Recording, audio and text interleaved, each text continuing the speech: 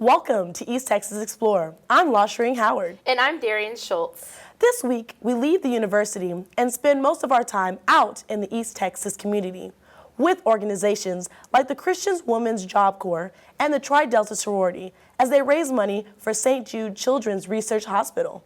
We also will check in with the recent events like Relay for Life, a truly historic wedding held at Millard's Crossing, and a Princess Tea Party sponsored by events that took place in SFA Azalea Gardens. Don't change the channel. East Texas Explorer starts now.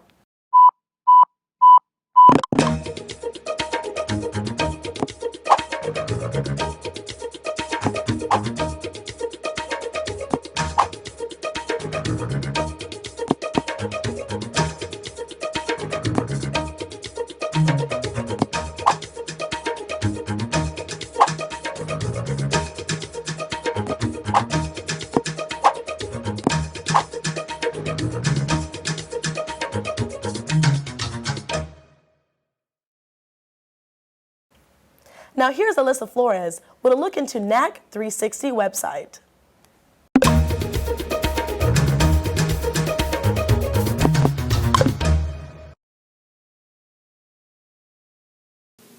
In May of 2014, the Nacogdoches Daily Sentinel released an app for visitors and residents of the Nacogdoches community called NAC 360. Now, more than a year later, the app has been taken down, but their website is still up. The website lets web users find local news via the Daily Sentinel and makes it convenient to find something to do on a Saturday night. NAC 360 makes it easy for SFA students to look up things like the main campus phone number and sports schedules all in one place. With nearly 1,000 listings, search options for dining, places to shop, where to stay, nightlife, and fun things to do can be found easy. It incorporates direct links to the Best of NAC, Nacogdoches Film Festival, Big NAC Music Festival, and SFA. With different tabs, using the website is a breeze to navigate.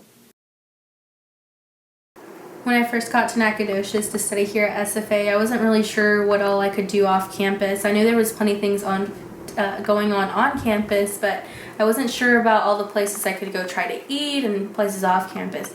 And with it, I was able to find one of my now favorite restaurants, the Liberty Bell. Even though there's still links to the app on the NAC 360 website, it's unavailable in the App Store.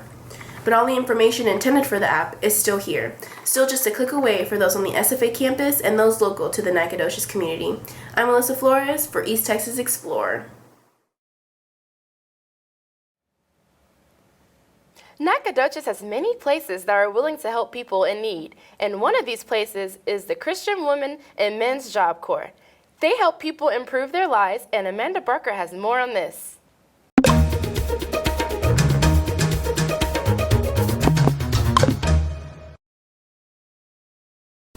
Christian Women and Men's Job Corps, located in Nacogdoches, Texas, is a nonprofit organization that provides men and women a helping hand in meeting their life goals. They provide the help needed to get better jobs and education and just a better life through over 200 registered and certified sites across the nation. They help many participants gain self-confidence, direction, and hope. They have Bible study classes as well as Jobs for Life classes that teach them what they need to know about the workforce. Other classes they provide are basic computer literacy, keyboarding, parenting, and money management. Christian Women and Men's Job Corps helps the community by preparing its participants to become professionals in the workforce. They offer classes that teach computer skills, writing skills, how to write a resume, and how to conduct oneself in an interview. CWJC also provides learning opportunities for some of SFA's social work students. These students intern here for a semester to learn what it is like and what they can do to help people in need. Interning at Christian Women and Men's Job Corps has taught me many things about patience, listening, and working in groups. It has provided me insight about my future career of becoming a social worker. With the help of volunteers, CWMJC is able to provide all of what they offer for free. They are here to help all of those who are ready to change their lives. The citizens of East Texas are grateful to have an organization that genuinely cares about the people. If you are someone who would like to check them out or volunteer, they would love to hear from you. For East Texas Explorer, I'm Amanda Barker. Here's Brooke Alverson with Relay for Life in Nacogdoches.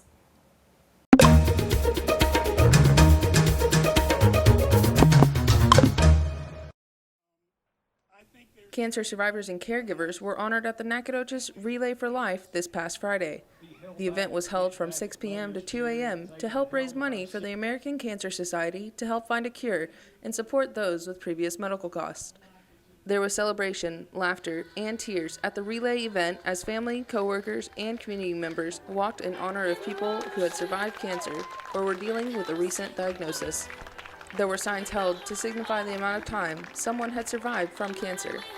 The signs are to give hope to others who were recently diagnosed to know that there is hope after cancer. The walk ignites hope for everyone, and that is what started the first Relay for Life in 1985. Dr. Gordy Klatt was the first man to start the first relay by running around a track for 24 hours to expose what cancer patients go through physically and mentally with their body. The walk brings honor to those who lost the battle. I've been involved with the NAC Relay for about the past 8-9 years. I've served in a lot of different capacities. I've actually been event chair for 2 years. But this is the only really organization, nonprofit, that I really support 100%. Nacogdoches County members have raised over $70,000 for the American Cancer Society so far. It lets me get outside of myself and just kind of do something that benefits others, and really open my eyes to the amount of good that's out there, and how hard people are trying to keep the loved ones that they have around for as long as they can.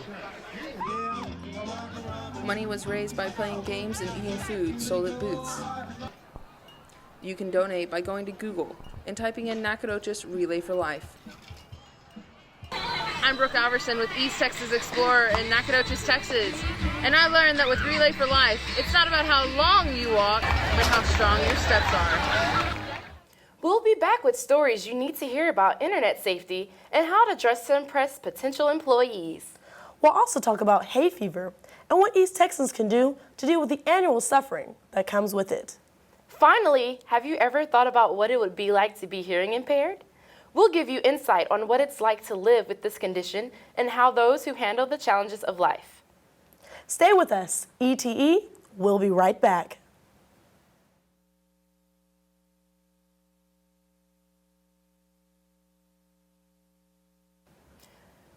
Welcome back to East Texas Explorer. Have allergies this season caused you any trouble? Don't know how to keep up with them? Here's Tristan Rouse on how to make sure they don't bother you again.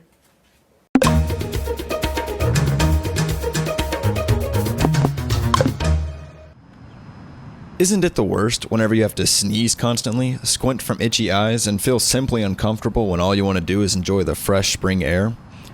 If you've ever gone out on a particularly hot and dry day and had these symptoms, you might be one of the 17.9 million Americans who are affected annually by hay fever, also known as allergic rhinitis.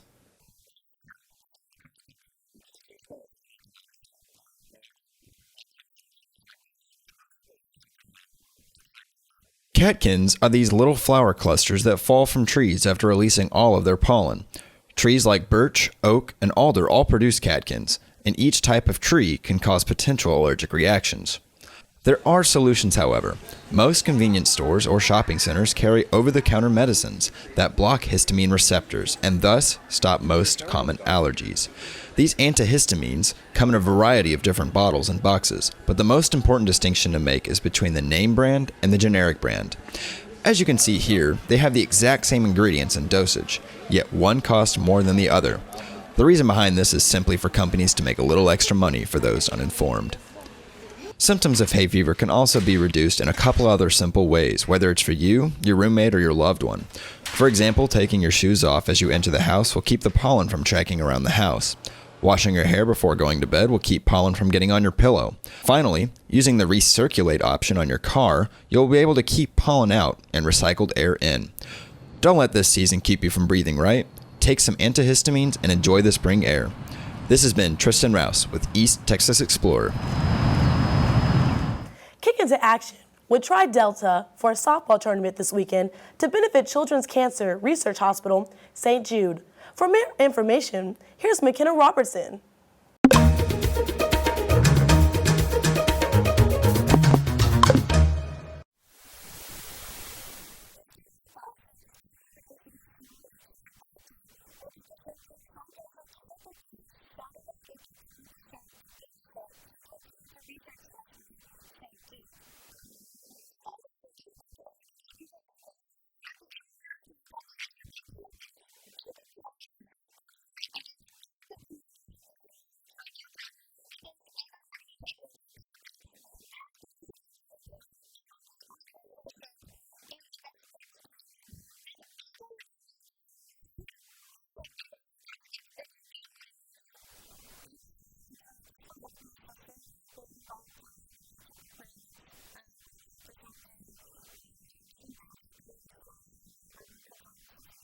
As a national sorority, Tri Delta has pledged $60 million in 10 years.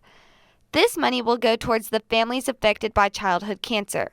Patients of St. Jude never pay for medical expenses and other amenities such as room and food.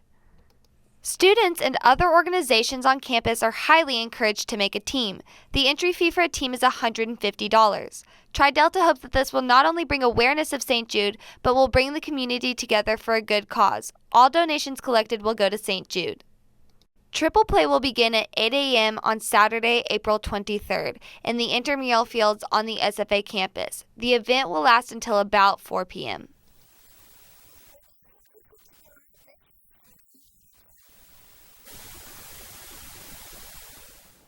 They say don't judge a book by its cover, but that's not necessarily the case when someone is interviewing for a job.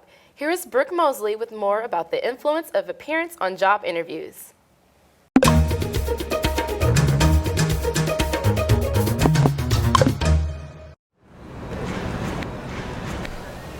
Appearance isn't the only determining factor when getting a job, but it does have a strong influence on employers' hiring decision. A report from the National Association of Colleges and Educators suggests that a candidate's overall grooming and non-traditional interview attire had the most influence on the interview. SFA Career Services, located on the third floor of the Thomas Rusk Building, says that it is vital to create a great first impression within the first 30 seconds of an interview. Part of doing that is dressing the part. The Career Closet is a resource provided by the Career Services Department with various clothing items and accessories needed for networking events, career fairs, or interviews. We have everything from suit jackets to shoes to accessories. A wide variety of stuff for students to choose from. The problem most people run into before an interview is deciding whether to dress in business professional or business casual attire. I always encourage folks, kind of look around the office setting or the environment that people are working in. You want to dress one level or two levels above that. Although appearance isn't the only factor in an employer's hiring decision, having the appropriate attire shows employers that candidates take their job seriously and that they value their professional image. If I'm going to be sending you out to represent my organization, I want to make sure that you're representing yourself in the same way that you would represent my organization. For more information about career services, visit sfasu.edu/career services. That's all we have for today. With East Texas Explorer, I'm Brooke Mosley. Turn up your eyes as Brittany Trevino brings you a glimpse into the deaf culture.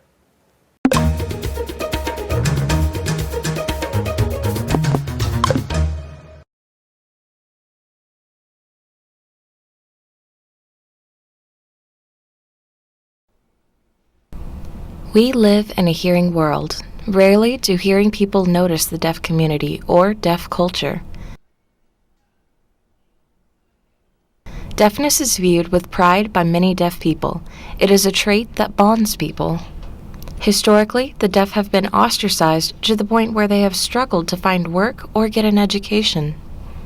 Even today, many people have several misconceptions about what it means to be deaf. Margaret Teague discussed that whenever she goes to a restaurant, the waiter will sometimes bring her a menu in Braille. In schools, many deaf children are sent to special needs classes since it is unusual that an ASL fluent teacher or interpreter is available.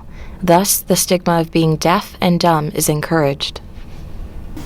I feel like people label us as deaf and stupid because some deaf people don't talk. Some prefer not to talk, and academically sometimes behind because we miss that language development. Since I was born deaf, I did not pick up any language. Talking Hands is an organization on campus that teaches hearing people basic ASL and brings deaf and hearing people together, integrating these two worlds. Our goal is to increase awareness for deaf culture and deaf abilities. Meetings are conducted in ASL with an interpreter translating all that is being said. ASL is a language that is English-based, but which relies on the visual instead of the audioception. For this reason, many signs mimic what the thing or act that is being depicted looks like. For example, turtle, walk, scared. Also, many signs include the letter the word starts with in the sign, since the language is primarily based off of English. For example, water, beer, rat, El Paso. My name is Brittany Trevino with East Texas Explorer. When we return, we'll attend a wedding ceremony at a historic Miller's Crossing. We'll also get some culture by checking out art in Nacogdoches and attend a Princess Tea Party at the SFA Azalea Gardens. East Texas Explorer. We'll be right back.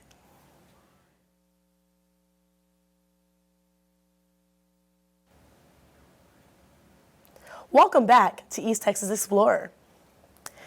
Paintings, drawings, sculptures, many forms of art are found right here in Nacogdoches.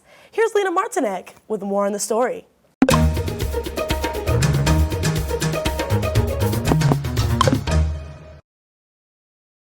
Art can take the form of many things. At SFA and all around Nacogdoches, students and others with artistic skills are providing the public with a reason to fight for art funding. Many people advocate for the funding of the arts and education across the United States. According to American for the Arts Action Fund, funding for arts education programs in schools is being cut back or eliminated. Most art programs are being funded by generous donors, including Nacogdoches' Sculpture for All exhibit. The Sculpture for All exhibit is an outdoors event located at the Mast Arboretum in Ruby Mize Garden. It features a variety of artists. There is a variety of ways to express art.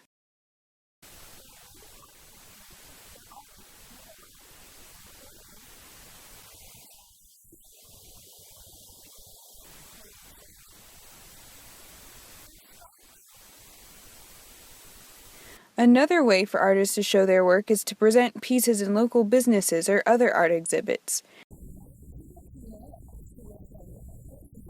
Exhibitions at the Cole Art Center in downtown Nacogdoches are presented year-round and are put together by SFA employees. There are also plenty of clubs, including photography club and drawing club, to help keep the arts alive.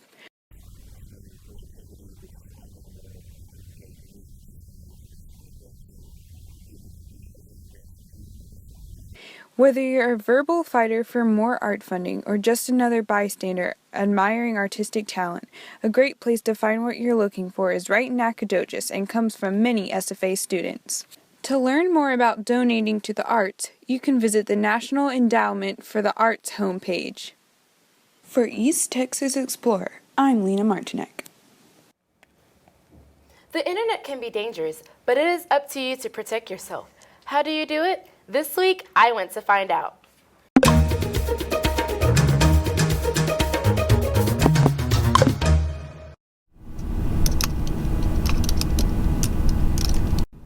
While browsing online, you must be mindful of people who are looking for your careless mistakes.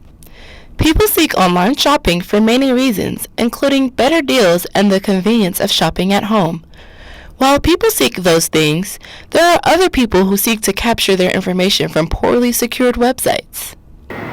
Well, I went to go check my debit card and I looked online to look for my balance, and I had gotten a notification or an alert saying that someone charged my card without my recognition.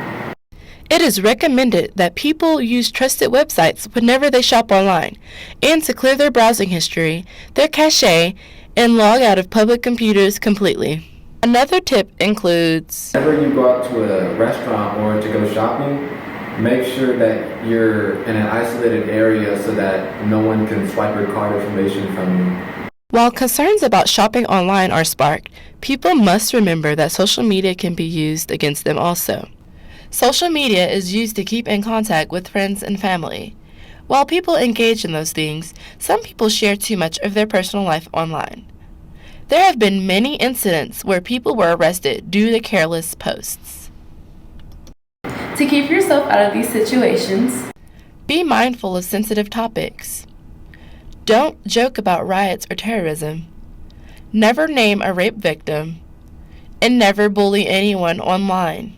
Take these precautions to mind every time you use the internet. This is Darius Schultz, East Texas reporter. Can fairies really teach children the values of the environment? I went out earlier this week to find out.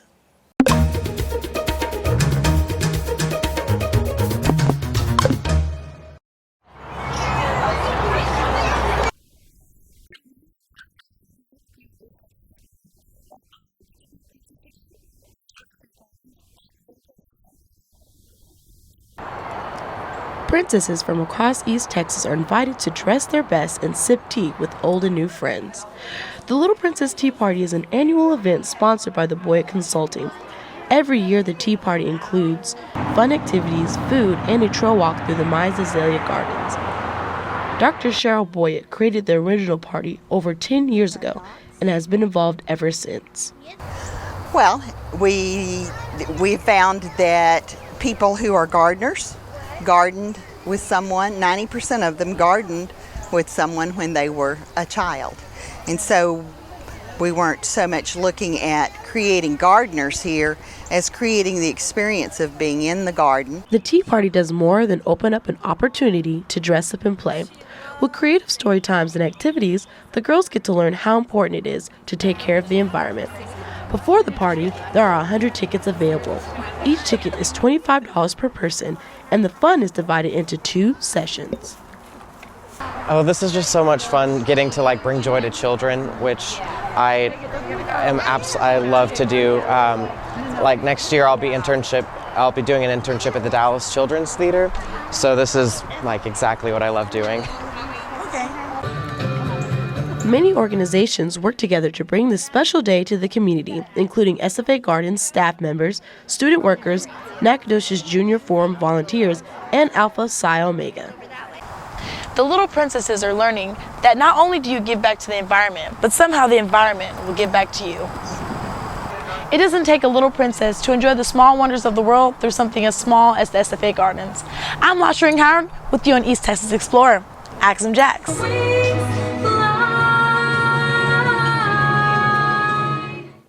Millard's Crossing takes visitors into the past with their unique history and events.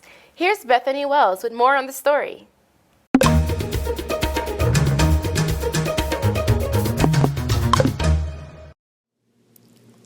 Millard's Crossing hosted a Meet the Past event to celebrate the wedding of the century.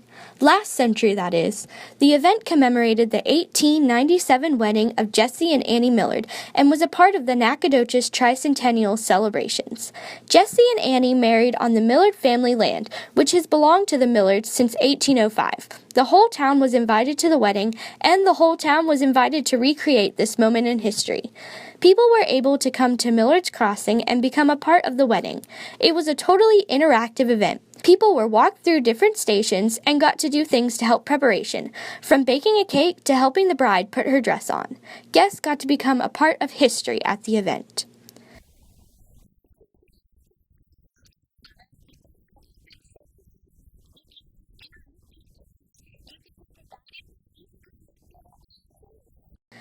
Millard's Crossing was founded by Lyra Millard Thomas, the daughter of Jesse and Annie Millard. The museum features historic buildings that have been preserved and also features Lyra Millard Thomas's antique collection. Rosalind Couch, the associate director of Millard's Crossing, said that the museum was there to accommodate all. Many people come to Millard's Crossing for their own personal events, and every third grader in Nacogdoches has come on a field trip. She also talked about the importance of Millard's Crossing. It's there to help the community and also to give people a look into the past.